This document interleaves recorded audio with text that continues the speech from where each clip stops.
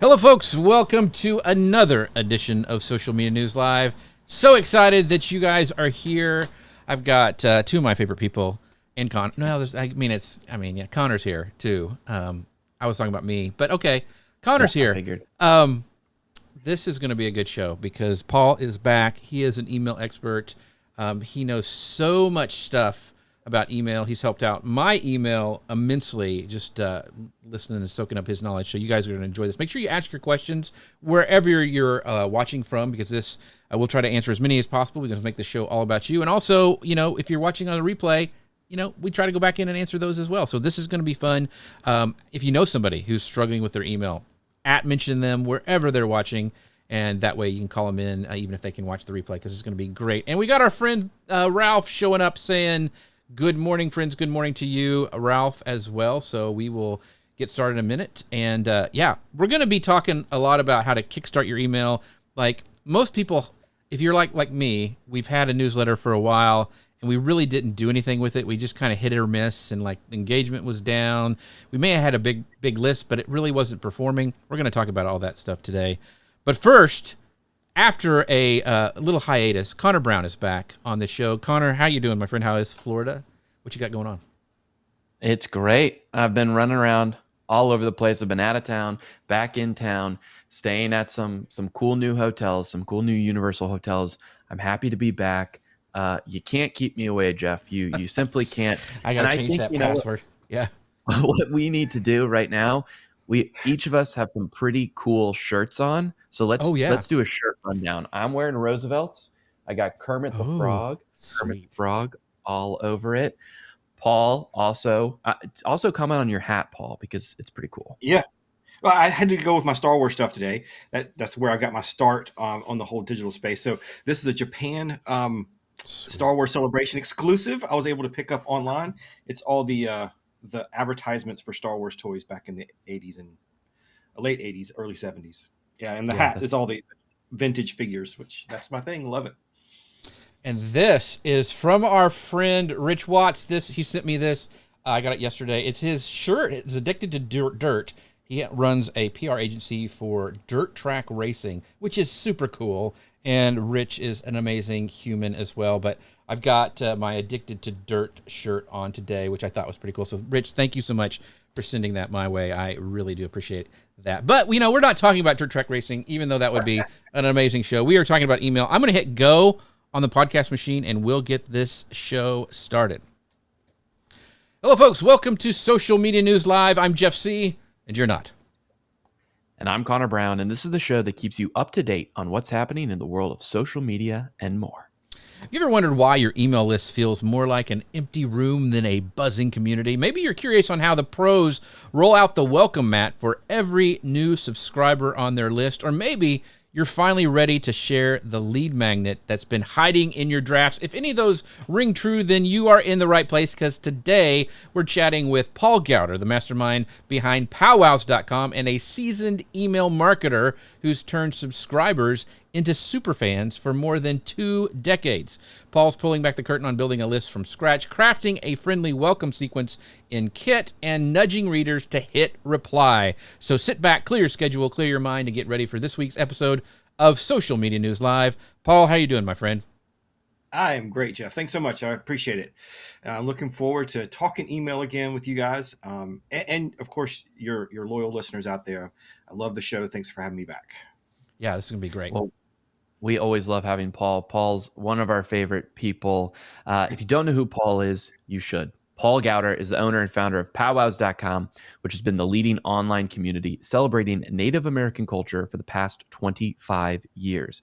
Having visited hundreds of powwows around North America, Paul's been able to capture those events and publish them to millions of viewers on his website and YouTube channel. Having experienced the trials and tribulations of running a successful online community for the past 25 years, Paul helps other entrepreneurs navigate the successes and pitfalls of building an online business through his public speaking and consulting services.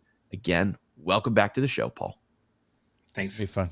I want to do a shout out to our friends over at Ecamm. They're the ones who sponsor the show. You can find out more about them by going to ecamm.com/Jeff. That's right, ecamm.com Jeff. If you use code Jeff15, you'll save 15% on your first purchase over there. They are what make the show happen. So thankful for them to actually sponsor this crazy little show that we like to do. So without further ado, let's get started. We're going to be talking about how to kickstart your email.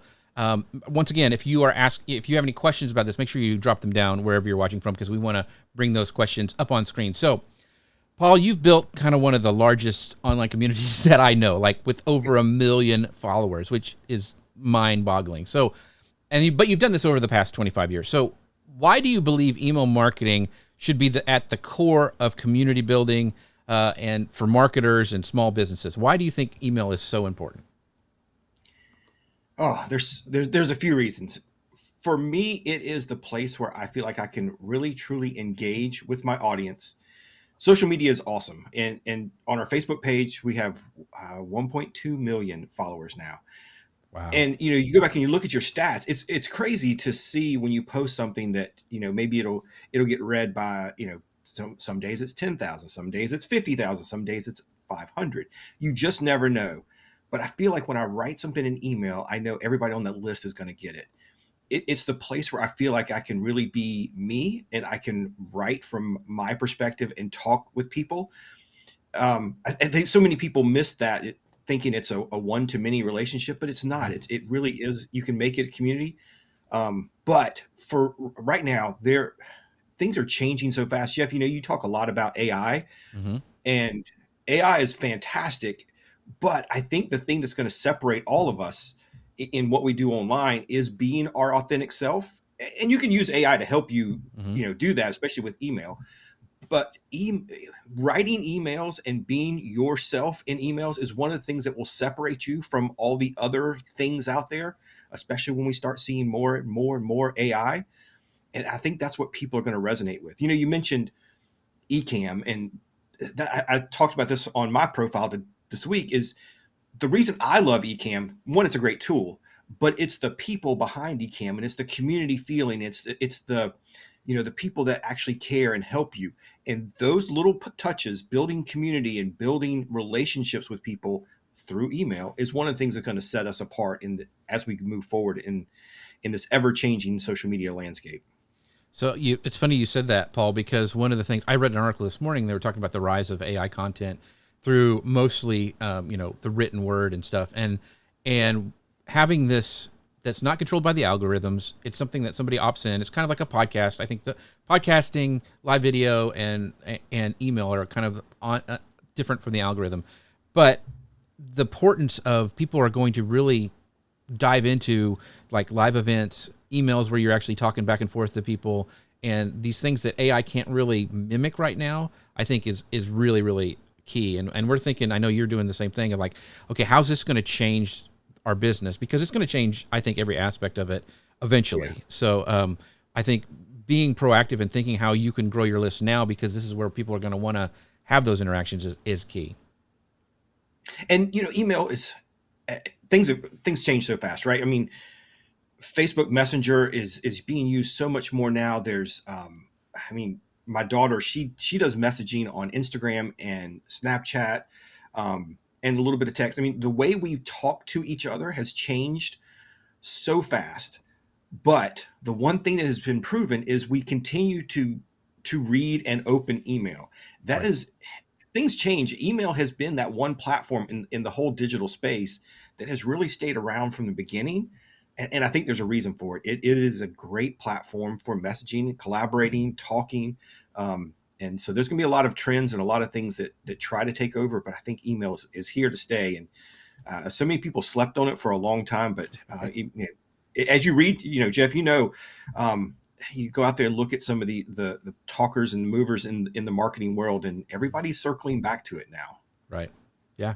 Big business. I love what you said.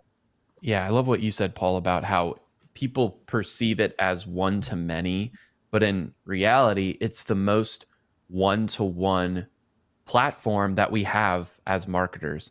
And I also think the huge power in email is the ability that once you put someone on your list and you start to learn more about them, what their preferences are, and we'll talk a little bit more about this later, you can start making emails even more specific to their wants and their needs and their previous actions, which I think is just more powerful than any other thing out there when it comes to personalization.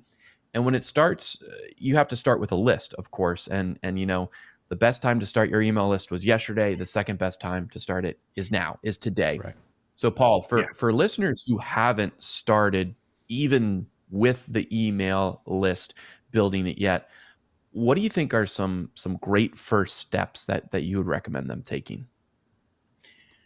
I like to have people start with doing something really simple. I know people get overwhelmed with the whole aspect of email, and oh my God, I've got to write something every week.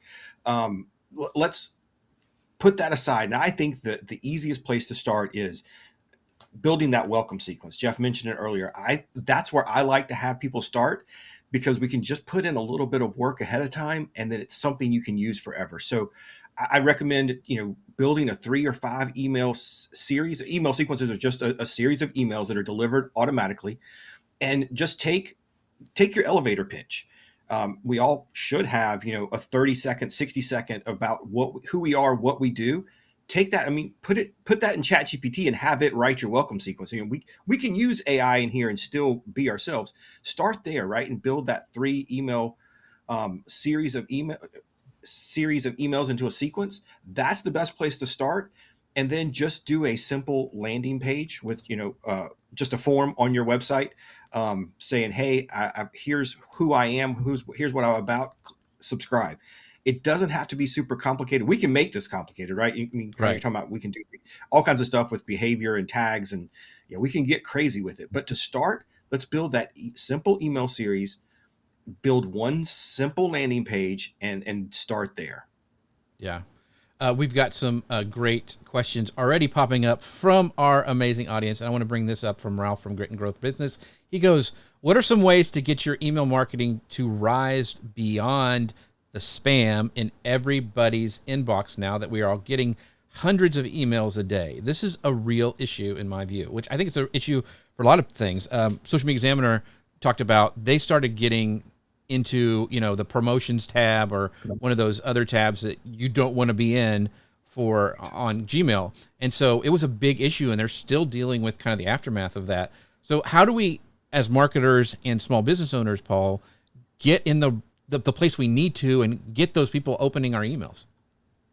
So the first thing I would say is let's look at our subject lines, and let's make sure that we're writing something that is actually going to be scroll stopping, that makes people look at it. So let's, if you can, use personalization. If you can, use some emojis, use some language there that is more than just weekly newsletter, or here's the latest post. Here's my latest podcast episode. Let's get away from that kind of stuff and actually put some language in your subject line that's going to get people to click.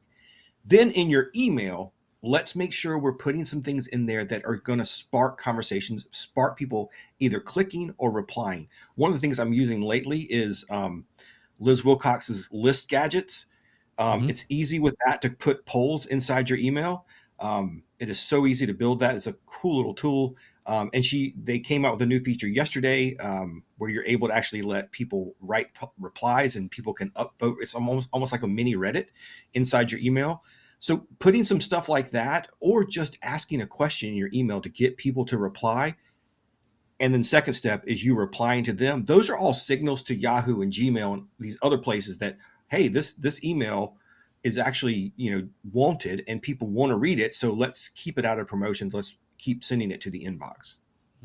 That's a great point. So what you're saying is getting more interaction from your emails instead of just people reading it, like asking them the questions, have them do some sort of action, signals the algorithm to put it in the right place to be seen. Yes. So, okay. Yeah. Gotcha. We all want our email, to whether it's to drive traffic to our website, to get people to buy something, if we're selling a course or a service. Yes, that is the ultimate, but take small wins and just ask people to reply to you. One, like Connor said, this is the best one-on-one engagement tool you'll ever get. And starting that conversation, one, is going to tell Google this is a good email, but two, you never know what's going to come from that one-on-one conversation. Yeah, that's a great point. Yeah, and especially being authentic and, becoming a place where people want to get your emails and open them and Yeah. read them. That comes with you sharing your expertise and your authenticity. But Paul, you did mention we can use AI to help us craft these things. And that goes into a question from Chris Stone, our friend, who says, I would imagine that if you started using exactly what AI was giving you and sending that directly to your audience, they'd be gone. They'd stop opening, those sorts of things. So, Paul, how do you balance authenticity with using AI to create these emails?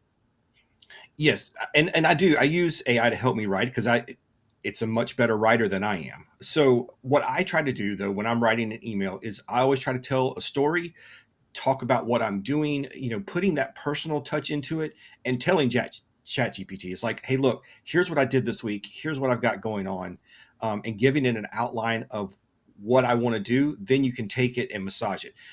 Never take what they give you and copy and paste it directly. Always, massage a little bit, make it your own. Right. But don't just put in there, write me an email about this week's podcast. I mean, that's not going to work, right? It's write me an email, catch my audience up on what I've been doing. Here's some things that happened with me. Here's a little behind, whatever it is, tell these little stories and then let it write based on that. Again, it's about adding your authenticity to the email. Yeah. So one of the things, and like my Tuesday emails are mostly, I'll use me. Like it's a story. Yes. It's a thing I'm learning. I mean, we just talked yesterday about, what was it about? I can't even remember. It was really good. And like the one I sent out today, because I remember the one about today had a little bit of story in it. And then I talked about the show coming up. So, I don't use AI for the Tuesday one, but on the show one, I usually use it to help craft, like you were saying. And the best tool that I found is lex.page, because we're going to be talking about Kit a little bit, because that's what you and I both use, and Connor uses it well. And it actually ties in and reads my past emails, uses my voice, does the subject line. So for me, it's not so much, hey, ChatGPT, write me an email. It's looking at all my past ones. It's got my voice. I go in and tweak it to make it sound like me, take out the M dashes and all that kind of stuff. But yes. But that's one of the things that is very helpful, but it's still my voice, it's my stories, it's my show that I'm promoting. So lex.page is great, and we'll talk about some more things a little bit. But let's talk a little bit about Kit. And you guys can find lex.page and all that stuff. If you go to jeffc.com/toolbox, all the tools that I use for this show are there. So you can go sign up for Kit if you want to try that out. But one of the things about Kit is it's kind of our platform of choice, and it's a great option for beginners. But what features should a newbie focus on to get the most out of starting with their email marketing? I mean, Kit's got a free plan. MailChimp's got a free plan. Aweber, those are all different services. So what should we look at if we're just getting started? Maybe we've had a free account somewhere. What do we need to look at for picking an email platform? Well, I love Kit because the interface to me works, and it's more organized for me. I think it's a much simpler thing. I was on MailChimp for a long time, and It's a great platform. To me, that feels a little more complicated. They like making emails pretty, and Kit focuses more on making emails engaging. So here's where I would start. Whatever email platform you're on, is write your emails in text, maybe a picture or two. There's so many. I was talking with somebody the other day about their email, and they sent me this PDF, and they're like, okay, so how do I get my email to look like this? I'm like, you don't do that. Please don't do that. Just write text. So that's the first thing I would do is if you're going to start writing emails, let's just make them simple, right? Just use a text-based email template and just write out your emails. It's going to do much better with your audience. It's going to do much better, again, with that whole deliverability thing. Don't try to make it look like a sales paper or, a flyer that you see in your mailbox. Please don't do that. Right. I think people are just so done with stock images, and especially when we go back to authenticity, when we go back to storytelling and content, it's all about that. I will say one thing about MailChimp. I think they just got rid of the automations in their free plan. So I think the power in email is, you can have a list and you can send out a cadence when you schedule it weekly, but it's really those automations that are what get you to the next level. So I would start with a tool that lets you do that from the get, but mostly density. Sean's point, he loves Kit, but I'm so inconsistent with my emails. Paul is right. Kit is simple. So those automations are something that can help you stay consistent because you set it and forget it. One thing I want to ask you about, Paul, is new marketers often worry about, what do I even send, right? What am I going to start? We set up our initial automation like, hey, here we are. This is what we're about. This is how we can help you. But after that, what is it? Jeff's great because he finds a funny story every single week. You're great because you do the same thing. You also have a backlog of so much great content that you can consistently share with people. When you're first starting, how do you find the types of content that's going to work for emails so that you can be consistent as well? Yeah. So I love starting with your welcome sequence. And then once we get that, again, I don't think you should worry about weekly broadcasts at first. Weekly messages are great and there's a place for them. But after you get your welcome sequence, let's think about what is the next kind of topical series of content that you have. So Connor, on your website, you have a whole bunch of stuff on that other place where the light doesn't shine, over there in Orlando. I don't have any content about SeaWorld, so I don't know what you're talking about. But, could we build a series of emails, especially right now, on Epic Universe, right? Could you sit down and for a couple of days focus on writing 5 emails about what is it that you need to know before your trip for Epic Universe? And if you can do that, right, if you can write something like that, that's going to take your pressure off. You don't have to worry about being consistent and sitting down every Monday to write that email, because after they do your welcome sequence, you can move them right into this next one. And then next month or the month after, let's write another one. Then let's write another one. I mean, on powwows.com, I don't even know how many sequences I have, and I'm getting ready to write 2 or 3 more, because you put in the work up front and then it kind of takes care of itself. So those are the things I think you should start with, because it is so overwhelming and people get so worried, about trying to show up every week and, God, what am I going to say this time?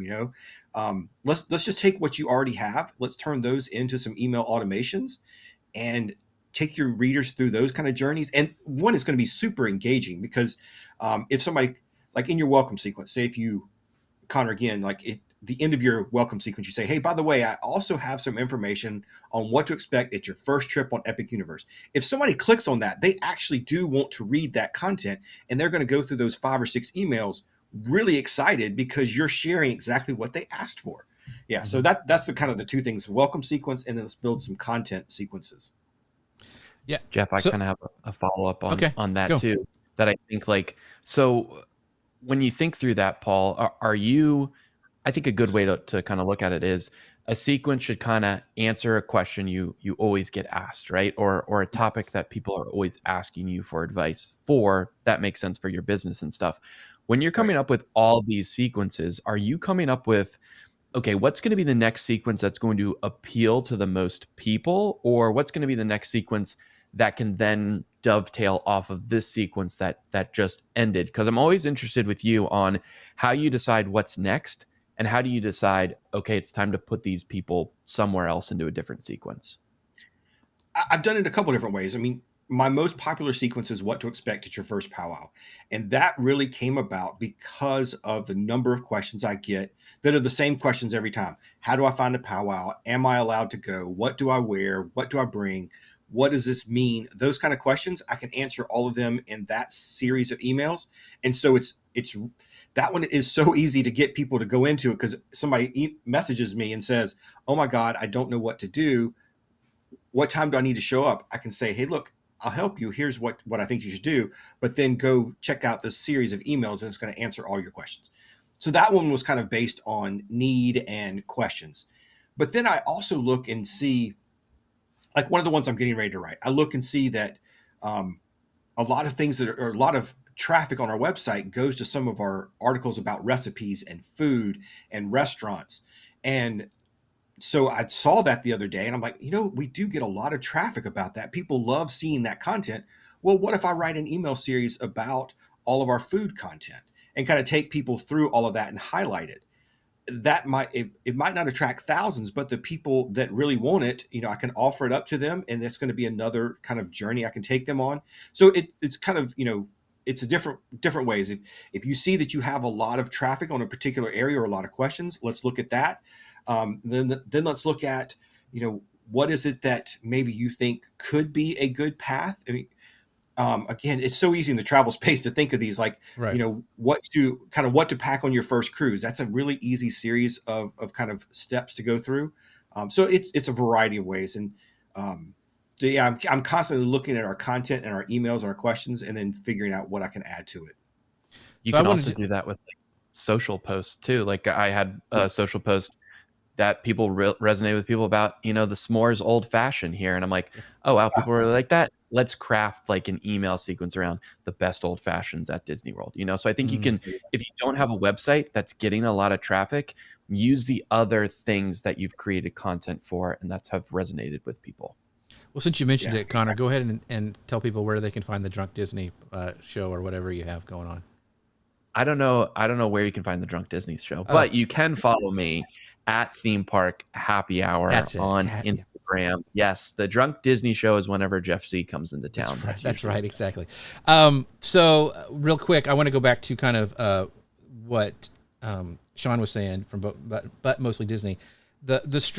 Paul's a power user. Like he's got sequences that lead to sequences. It's like he is really in depth. But when you first get started, Paul, what would you say? Because what I have done, and I'm based off of your kind of teaching and training, is that I have the main sequence when somebody comes to my website, but I can actually craft that for different. I don't have to rewrite everything. I can just copy that sequence, change it like, hey, you're downloaded my toolkit, and just change it a little bit, but it's the same kind of sequence.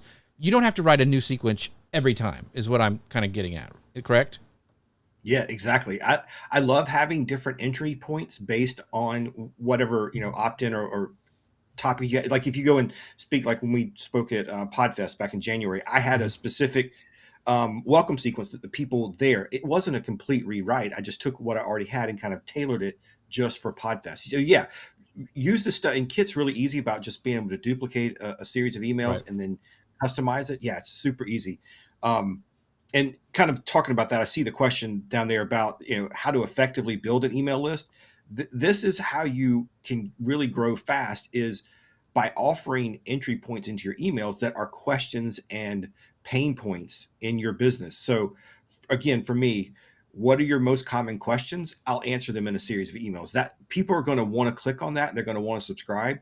I think, again, using email series is such a great way to grow your email list. So let's get real practical. Go ahead, Connor. Sorry. I think one thing that's really important for the people to understand is Paul's been at this for a very long time. He's tried all of the marketing channels, right? I think it speaks volumes that, Paul, wouldn't you say your first action you want someone to take, whether it's a piece of content that they've engaged with you on social media or YouTube, Facebook, or an article they've read, you want to capture their email so then you can kind of craft what they do next. And that's kind of what you teach other people to do. If they have a product, a service, or they're just a creator, the first real thing you should do is, I need that email address, right? Yes. That should be your number one call to action. I see so many people like podcasters. I talked about this going back to Podfest. If you listen to a podcast today, listen to what their call to action is. It's probably going to be something like, hey, please go and like and subscribe, rate us on iTunes, click us on Spotify. It's going to be like this long litany of all this stuff to do. How about just make your call to action? Hey, by the way, if you want to know more about what I do, please go here and subscribe to my email list. Then you can do all those other things. You can get them to do that. But let's make our one call to action, get them on your email list. Again, the question about how do you effectively build, you have to start asking for email. You have to make your email opt-ins, you're asking for emails a priority, whether it's in your podcast episode, your live stream, your social media content, or on the website. I mean, go and surf a website today and look at some of these websites where the email is in the footer and it just says subscribe. That's not how you build an email list, right? Yeah. So you got to ask for it. Make it a priority. Yeah. By the way, if you want to join my email list, you can go to jeffc.com/news. to find out more. We do a email about Tuesdays and Wednesdays, and then one always on Fridays about the show, jeffc.com/news. See, I had that ready and waiting just for you to say that, Paul. See? Yeah. You know? There you go. And we're experimenting with some new graphics, as you can see right there. So that's all done in Chat GPT. So one of the questions I want to ask you, Paul, is that you've been doing it, like you said, 25 years. I mean, that was probably before email even started. But I want to know you've got over 100K subscribers and in your niche. So I want to talk about, like, looking back, what's one of the things that you wish you had done sooner when you were building your list? In other words, like, what early lesson did you learn that could help someone like new avoid a pitfall in their first year of doing email marketing? Not asking for email at the beginning. Okay. Yeah, I mean, that's the biggest thing I see. I look back on, when we started, our first really big thing which started blowing up is when we had a forum, and people had to give us their email address to register. And I used the forum software to send emails. And that's when I started realizing how powerful email is, because I would send something out using vBulletin. Shout out Lou. And you could see that people would reply and people would click. And it was such an effective way of getting traffic and getting people to come in. But I didn't do anything with those emails. I didn't keep them. And over the years, that has all changed, and I didn't get them into my email list. So that's the number one thing I see, is not doing that early enough. And then the early mistakes I made is trying to think. I spent years thinking that email was a marketing channel where I was trying to sell every time I sent an email, or trying to get people to drive traffic, click on this link is my kind of primary feature. And that's still important, right? Because that's how we make our money is Right. over here at palace.com is advertising and stuff like that. So it is important. But when I sat down and really thought about email, is I looked at my past emails and I was really just shouting at the audience, hey, do this, hey, do this, hey, do this. And so that's when I really made that change. It was about, it's been about 10 years now, and made that change to writing emails more personal, talking to them in my voice instead of just, hey, this brand says go click here. Right. So those are the two big mistakes, is really just not using email the right way and thinking of it more as a conversation and more as a community tool. That mindset shift changed everything about how I do email.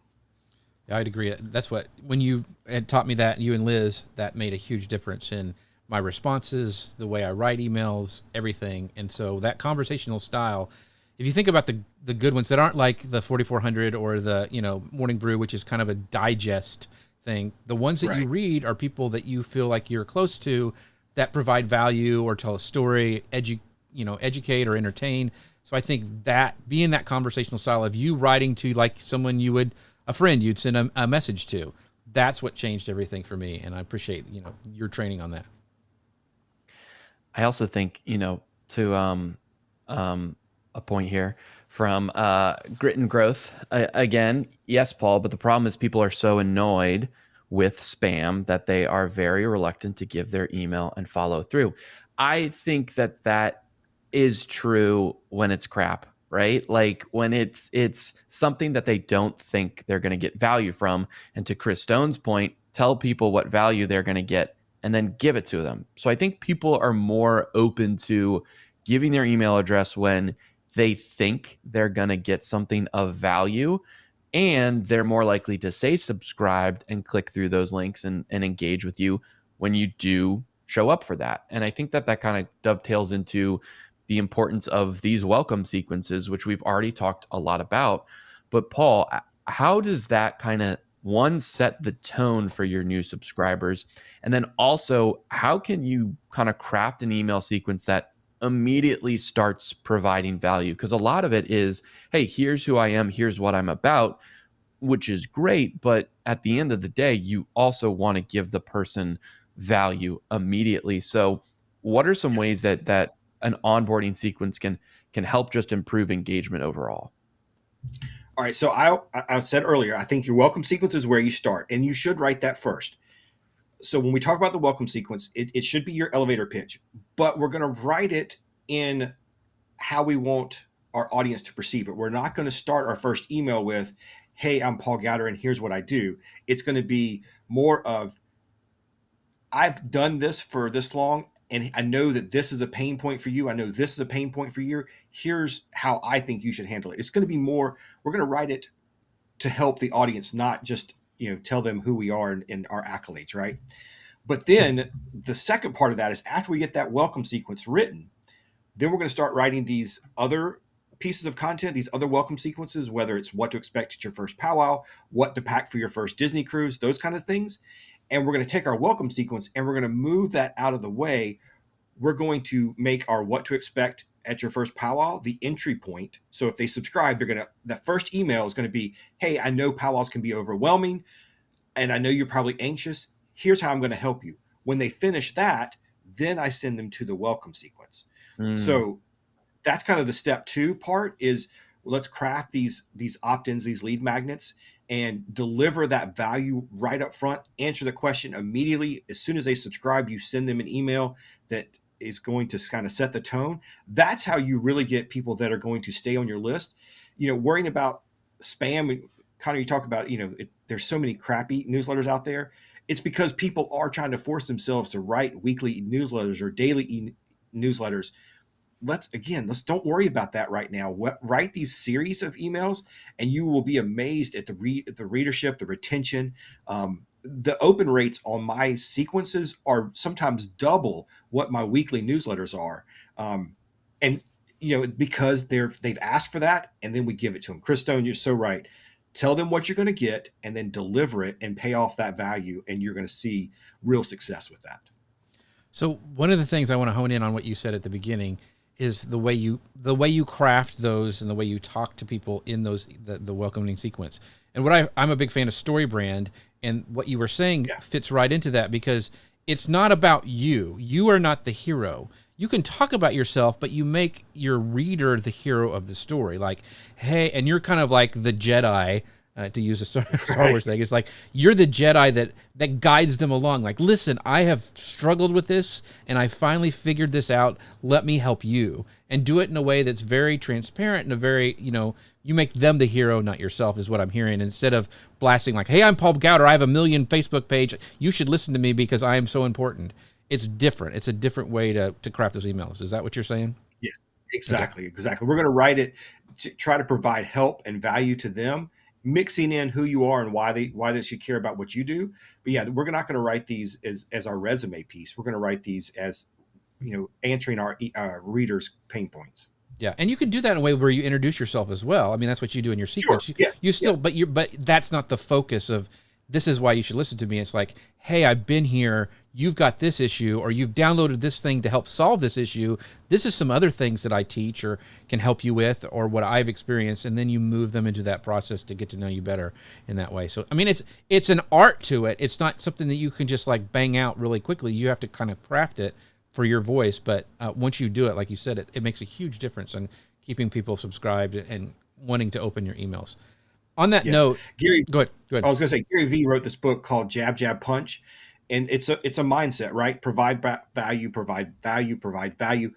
then make your ask. So when you're writing your welcome sequence, you got to provide value in all those emails. And then maybe your last one is, oh, by the way, I offer a service and you can pay me to do this. Right. But you got to establish the trust and know the likability and actually show them that you have value and you have worth. Then you make your pitch. Yeah. Guy Kawasaki calls it the NPR kind of strategy because, NPR gives all this value, this free public television, all this stuff. And then they have a pledge drive. They have that once a year. Right. And, that's when they hit it. But they've been given value that entire time. So I think that's really important. On that note, I know you've built a 52 email sequence that drives traffic. You kind of mentioned that a little bit. Like, that's insane. That's for a year, they're getting an email that you have automated. So for someone just starting, how long should their first welcome sequence be? How can a beginner plan out a simple, like 3 to 5 email sequence without feeling overwhelmed? And then maybe later, adjust that or copy and paste it for a new lead magnet or something like that. Yeah. So I don't think people try to overcomplicate this and think about that when we're writing, it has to be perfect the first time. So let's just concentrate on writing your welcome sequence and putting enough value in it of what you have right now, you can change your welcome sequences. That what to expect at your first powwow, I had that email sequence going for several years, and then I went back and rewrote it and added several emails, and it's doing even better. So when you're writing your first one, it's not a published book. You can make changes to this. So don't worry about trying to make it perfect the first time. Just write, maybe start with 3 emails. I think we could all come up with 3 emails that talk about what we do and why we do it, and why people should care. Start there. And then, 6 months down the road, after you hear from your readers and you kind of answer more questions and you do more things, go back and retool it and add a few more. It's okay to keep honing these over the years. That's a great point. I think the big thing for so long has been, how do we get the user's email address? We give them something for free, right? We give them this lead magnet. And for so long, it was a PDF, right? It was a PDF download of something.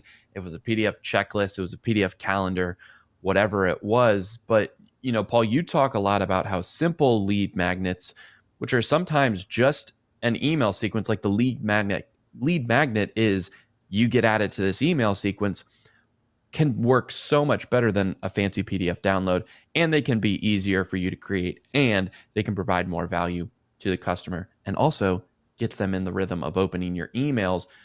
What are some easy, examples of some first, lead magnets people can create, and how do you also use Kit as a way to create your lead magnets or distribute your lead magnets? Yeah, I mean, Kit makes it super easy. You can create a form or a landing page. It's really simple. It's just here's what you're going to get. Here's my call to action. Here's the form.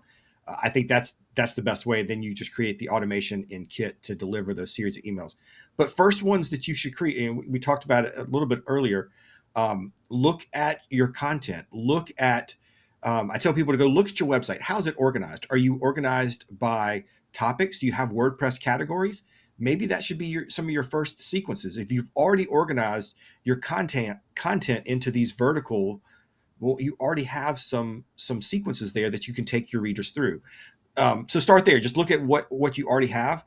Yeah, but you're so right, Connor. These PDFs, I think that they're okay, but I mean, how many of us have downloaded a PDF from a lead magnet, opened it, looked at it, and then tomorrow we forgot we even downloaded it? Right. Whereas if you build it as a series of emails, you know what happens tomorrow? They get email number 2 and they read email number 2, right? And they don't forget about you. You can make this thing of, Jeff mentioned, I have one that's 52 weeks long. You can make these longer and longer and continue to build that engagement and keep people interested. Yeah, I love delivering value in a series of emails as opposed to just a one-time PDF download. So I want to kind of throw like not a wrench, but a little rabbit trail, because you have told me, and for years, not years, but you've told me reading my emails that I should take my emails that I write and put them in a sequence. So let's talk about like the next steps. Let's say we've done this. We've got a thing we're emailing for a year. You have been encouraging me, which I have not done yet, is to take some of those emails and put them in a sequence. So can you talk about taking some of your evergreen stuff and creating a sequence from that? How does that work? Why would you want to do that? Because I still am on the fence. Yeah. Okay. The first one I did like this is what I call my Throwback Thursday sequence on powwows.com. We have tons of articles, and actually probably too many. We're starting to cull out some of them, but we have so much content that we've published over 20 years. And I know that a reader who subscribes tomorrow doesn't know that we have 20 articles on these different topics. So with my Throwback Thursday, what I do is at the beginning of the year, we sit down and with the help of a VA, write these. And the emails are just, hey, we wrote an article about this. You might like it, and I think you might like it because this and this and this. And then it's a link to the article. They're very simple. And then we do one of those every week all the way through the year. That's a simple one that you can expose people to your past content. And I like it because, again, the person who comes in tomorrow, if we're sending those kind of emails out as weekly broadcasts, when they subscribe tomorrow, they missed the other 6 that might have been important to them. But if you do it in a series, everybody starts at email number 1 and goes all the way through the sequence. So I like to think too is if you are if you're going to think about when you start moving to that next step and writing that weekly email, if you are somebody like you, Jeff, who writes weekly emails that are evergreen, it doesn't matter what time of year somebody reads your email, it's still valuable to them. Well, then could we put them into a sequence instead of sending them out as broadcasts? Because I mean, some of your emails, Jeff, are incredible. You do a great job on your Tuesday messages. And if I recommend your newsletter and somebody subscribes tomorrow, they're never going to see that email that came out 3 weeks ago that I thought was super great because you're sending them out as weekly broadcasts. But if we put them in an automated series of emails, everybody who subscribes gets all of the emails at different times, depending on when you subscribe. Right. So your content, you continue to use those great emails that you've written. And again, going back to what mostly Disney said, that starts taking out some of that pressure to sit down and write every week. Because when we do write an email, say if you could sit down 1 week and write 2 or 3, you add those to your series, that's 3 more weeks that you can kick back and not worry about it. That's a great point. I've still got to figure that out. So, but Rich has a great point and a great question he's asking. He says, I have 1,500 subs. I haven't emailed in over 8 months. From scratch. Should I send all subs into this new sequence? P.S. I got Paul's course. It's super helpful. So I think this is applicable to so many people that have the join our email list at the bottom of their website, and they've been collecting emails in a slow roll, but they haven't done anything. And now months have gone by, years have gone by.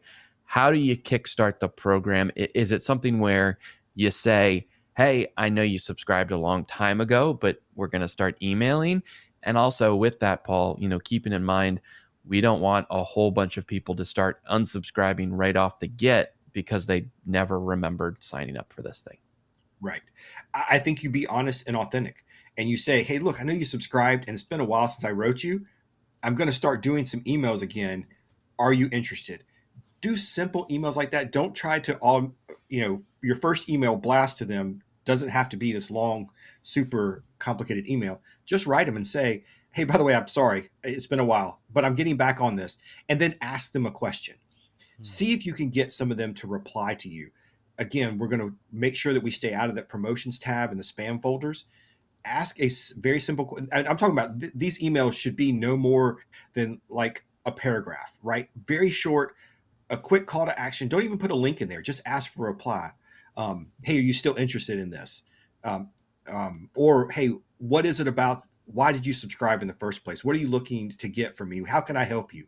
Those kind of just general questions. See if you can get somebody to reply, and then we can start working on building that sequence. And thanks, Rich, for buying the course. Please let me know if you have questions as you work through it. But yeah, there's a lot of people that are in that boat of they have this email list and they haven't touched it. Just start with that first little touch point and then go from there.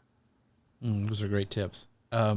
One of the things I do want to do a shout out to are the folks who sponsored the show, Ecamm. You can find out more about them at going to ecamm.com/Jeff. You use code Jeff15 to save 15% on your first purchase. In fact, when you do that and sign up for Ecamm, they start you on a sequence because they get your email when you sign up, and it's really good. It gives you training. It's a great example of a good sequence for a product. If you have a company or you're trying to sell something, the way that Ecamm does it, it's really, really good. And the way they activate their community through email is a really great example. So, this is another great question really quick from Rich that we need to bring on. And he says, question 2, double opt-in, yay or nay? That's a thing, even on Kit, if you try to take it out, they'll say, oh, here's all the reasons why you should leave it. So what are your thoughts? So I don't use double opt-in, but I also prune heavy. So if somebody's not opening, they're gone pretty quickly. Right now I have an email automation that if you haven't opened something in 90 days, you're given a couple of chances, but then you're gone. So that's the way I do it. Look at it case by case, but I don't use the double opt-in. I just make sure that I prune heavy. Oh, that's a great question. Thank you for that, Rich. Let's talk about stopping overthinking and start emailing. This is a thing I think a lot of us, Rich he's asked great questions because he's like, I want to start this again. What do I need to do? Yeah. And the hardest thing for me as I dove into kind of doing what Rich is talking about, starting again, because I think I had almost 8,000 people on my list, and I pruned them heavily because I had been collecting it for years from my podcast, the Pinterest stuff, but I wasn't doing anything. And then when I trimmed it, oh my gosh, that was scary, because I'm like, it was over half. Like, it was a lot. And I did a reactivation sequence based on what Paul was telling me, but I still started lower. But my open rates went way up, and the engagement started happening. So it's scary to do this, but let's talk about the overcoming procrastination part of it, Paul, because a lot of entrepreneurs say, email is important, but then they keep putting it off, and they'll say, I'll start my newsletter when I have more time, which is a thing that we all have said. And or they we all know, we've had some people, in our group actually, that love to tinker with stuff, and they end up tinkering too much with sequences and like opt-ins and all this stuff that they really don't do the work of engaging their community with email. So how do you stop, when you coach people, how do you coach them to stop overthinking and just start? Like some mindset shifts that you kind of coach people through. Let's not shoot for perfection. Let's shoot for most minimal viable product. Let's get an email out this week. So whether it's writing that first 3 email welcome sequence, or maybe it's just a 1 email welcome sequence, let's just write 1 email as simple and quick as you can. We can perfect it later, but let's just send something this week. So that's kind of what I try to teach people is stop putting it off, and let's take action today, and let's see what happens. I mean, Rich, you've got those 1,500 people. How amazing is it if you get one person to write you back and ask for something from you? There you go. It's a win, right? You now have a one-on-one conversation and a possible sale or supporter or fan or whatever it is that you're going for. That's one more person that you didn't have yesterday, right? So just go ahead and send that email out today. Let's take action now, and let's start getting results now. And then, so many people like to tinker with email, and I'm the same way. You can go in there and you can make this thing do all kinds of things and make it a super powerful race car, like a Rich. We can make the NASCAR of dirt track or the Formula One race car, right? But let's not worry about that. Let's just get it moving down the track first. That's a great point.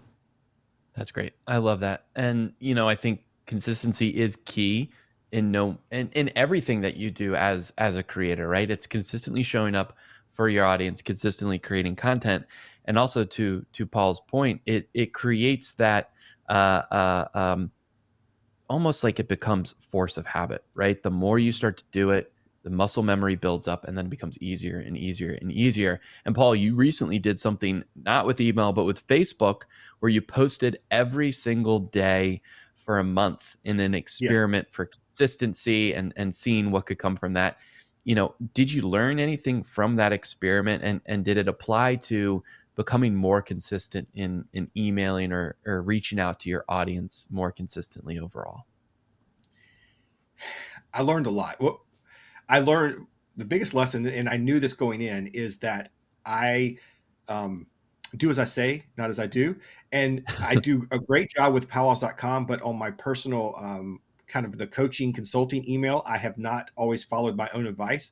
And same thing with my personal content. I'm not doing as good as I do over on powwows.com. So it was forcing me to actually look at what I'm doing, look at what I'm saying, how I'm posting content, and trying to get some muscle memory there. And I'm not going to continue posting every day, obviously, but seeing what resonated. If people were actually listening, if people wanted the kind of content. I did find, Connor, interestingly enough, some of my bourbon posts did really well. I think now I'm a bourbon influencer now. But you do see what kind of content resonates with people, right? By doing these kinds of experiments. But it is about, give yourself a challenge. Give yourself the challenge of, hey, I'm going to send out I'm going to write my one email sequence today. I'm going to write my 2 email, whatever it is, right? Let's do that today. And then next week, let's show up and do something else with email, and let's start building that consistency. For me, I'm still working on the personal side of it, but like powwows.com, the first thing I do every day is check my inbox, answer those emails, and then I'm in Kit doing something with email before I start any other projects. It's my inbox and Kit to start my day. And it really is the priority of the day. That's really important. I think, and I agree that I think most, as we move into this AI centered world, that this is going to be more and more important. We do have one more question from Rich that I want to bring up because I think it's really good, really good. He goes, this is another question. What about stats after this is going on? How much attention do you pay to A/B testing, open rates? Is this a science or is it all a crapshoot? Yes. It's all of the above. The number one stat I look at is my inbox and how many replies I'm getting. That's the most important thing to me. Then, yes, open rates are important. Click-through rates are important. I do occasionally do A/B testing. I've done enough now that I kind of know what subjects actually work for my audience. So I don't do it as often. All that's important. But Rich, the number one thing is let's send out an email today. Let's not worry about stats. Let's worry about how many replies you get, and let's send one email today. And then 6 months from now, we can worry about what our open rates are. So this final question I want to ask, it's kind of a two-part one. Like, first of all, you've got 100K people, so you have responses, way more than most people do. But for people like me, for Rich, for Connor, who are just kind of, small potatoes maybe, and we're not getting response. It's like it's pretty quiet out there.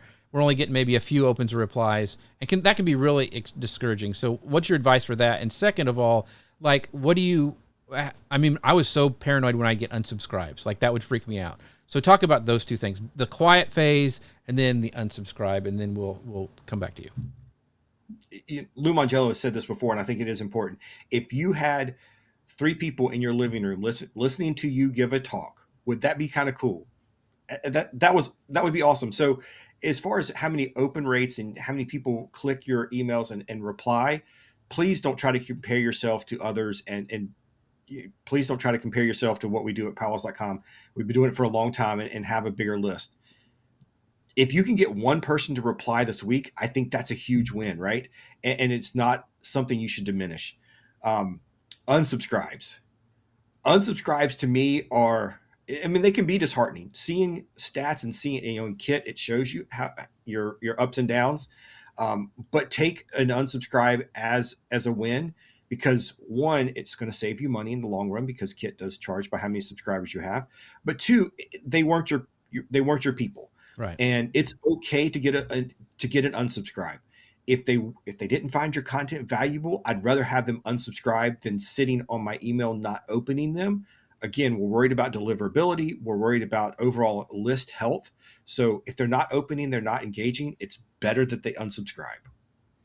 Those are great responses, and good things to remember, because it does freak you out when you lose subscribers because you work so hard to get them.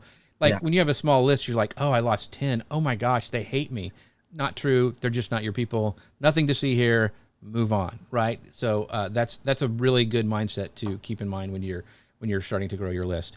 Paul, this has been amazing. Once again, we could go on and on for this, but I would love for you to tell people where they can find out more about you, powwows.com, your trainings, especially about email. So the floor is now yours. Thank you so much. And there it is. Go. Yeah. Yeah. So yeah, I do have a course about. Do it again. Oh no. There it is. There we go. Yeah, I do have a course on building your first welcome sequence. I'd love for you to take a look at it. Rich out there, thank you for doing that. And we got a 25% off coupon. So that's one place you can find out more about me. But if you have questions, please reach out, paul@powwows.com. I'd love to talk with you.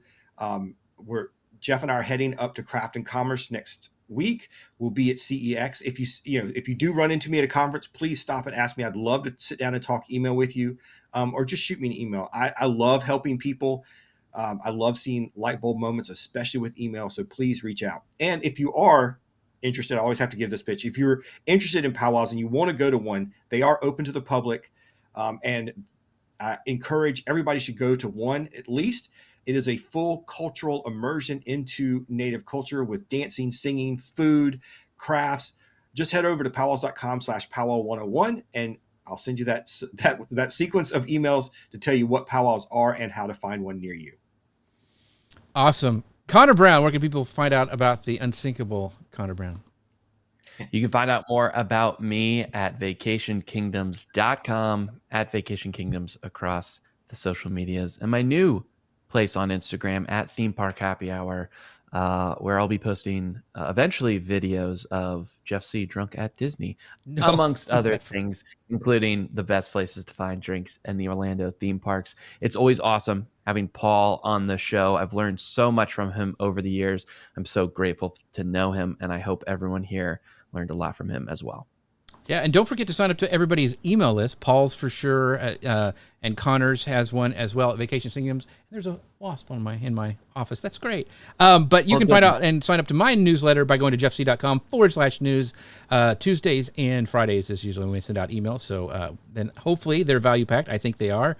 People really seem to enjoy them. jeffc.com/news. And don't forget about our amazing friends over at eCam. You can find out more about them at ecam.com/Jeff.